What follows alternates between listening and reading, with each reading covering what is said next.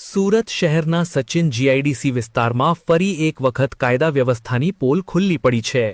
Social media પર viral થયેલા એક વિડીયોમાં કથિત રીતે દેશી દારૂનો કિંગ તરીકે ઓળખાતો નરેશ ખલાસીની મોપેટ ગાડી પર બેફામ રીતે ખેપ મારતો નજરે પડી રહ્યો છે।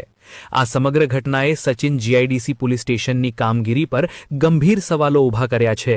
સ્થાનિકોનું કહેવું છે કે પોલીસ સ્ટેશનમાં વહીવટદાર પૃથ્વીરાજ અને ઘનશ્યામના રાજમાં બુટલેગરોને ખુલ્લી છૂટ મળેલી છે। પરિણામે નરેશ ખલાસી જેવા તત્વો બિનધાસ્ત રીતે ગેરકાયદેસર દારૂની હેરાફેરી કરતા હોવાનું ચર્ચાઈ રહ્યું છે। વાયરલ વિડીયોમાં સ્પષ્ટ દેખાય છે કે કાયદાનો કોઈ ડર વગર જાહેર રસ્તા પર મોપેટ ગાડી મારફતે દારૂની ખેપ કરવામાં આવી રહી છે।